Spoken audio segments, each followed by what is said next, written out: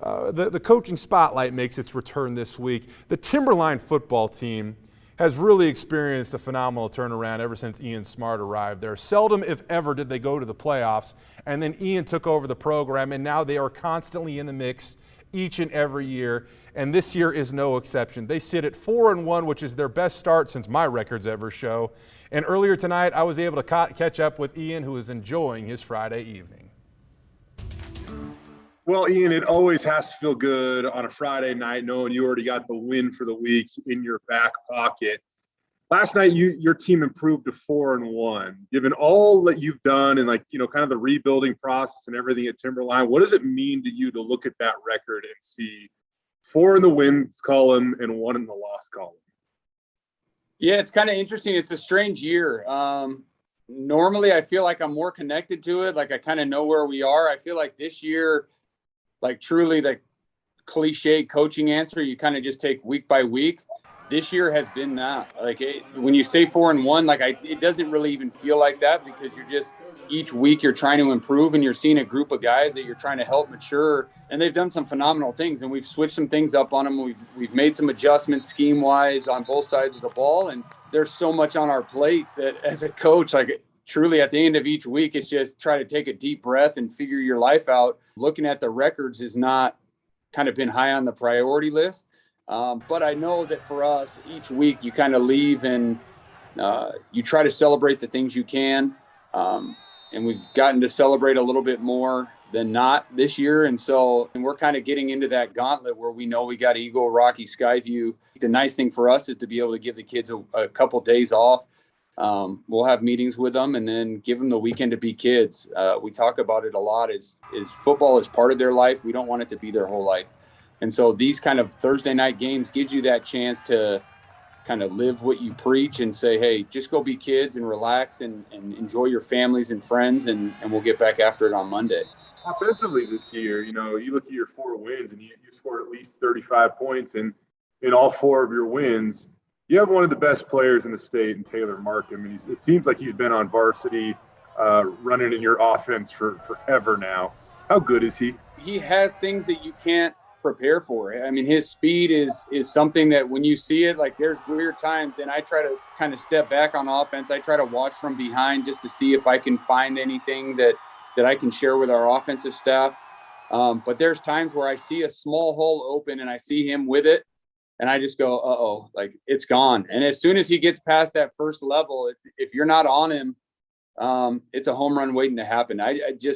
His explosiveness, and then when he gets in the open field, it's a rare kid that can catch him unless they have an incredible angle. So for us, just finding creative ways to get him the ball and give him a chance to go kind of use his speed. What has been the best thing about your time at Timberline and being involved with this football program? Yeah, coaching's a weird thing, and I loved, again, it's kind of a weird thing to think about, but I loved my time at CUNA. I loved those kids. And then you come to Timberline, and again, that's always tough to leave kids. And as a coach, you create those connections.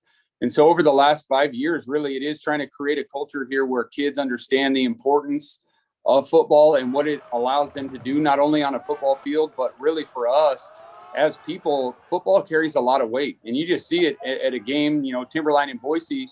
And the student sections were awesome. There's a lot of people in the stands, and you just think the impact that you guys are able to make, not only here, but as we go out into the community, when you're wearing Timberline stuff, when you're out in the community, people know who you are.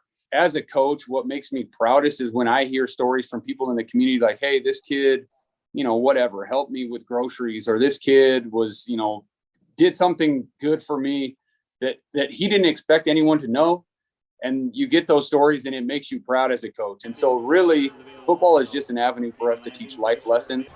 And you want to win every week that you go out there and coach, but getting these kids back and getting texts from kids, that's kind of the joy of coaching. Your boys, a lot of them play both ways.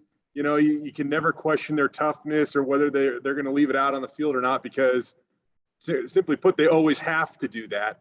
What have you learned about your team? And what gives you confidence that you guys can hang in the stretch run of this thing?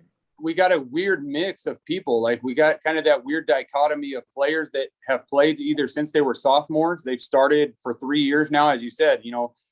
Markham's been in the backfield since the Reagan administration. And so you kind of look at those things and say, like, yeah, there's some kids that have ample big game experience.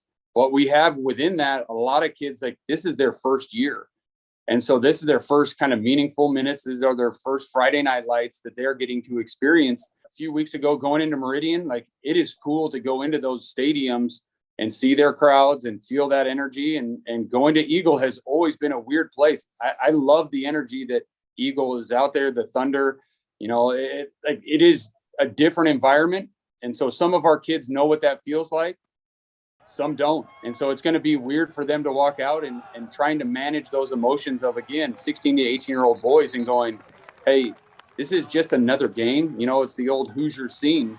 Like, the field is exactly the same. Everything else around it is a little different. So you got to prepare yourself to not get enveloped in everything else besides what you need to do on the field when you're given your chance. Ian, it's been an awesome ride for your team so far. We'll see if it can continue, but we do appreciate you joining us tonight on Friday Night Football. Absolutely. It's a pleasure, Jay. You're the man. I appreciate you. Again, Timberline's schedule gets pretty tough here the next couple of weeks, but I'm anticipating a big showdown in the final week between the Wolves and Skyview, and there might be playoff implications riding on the line in that one.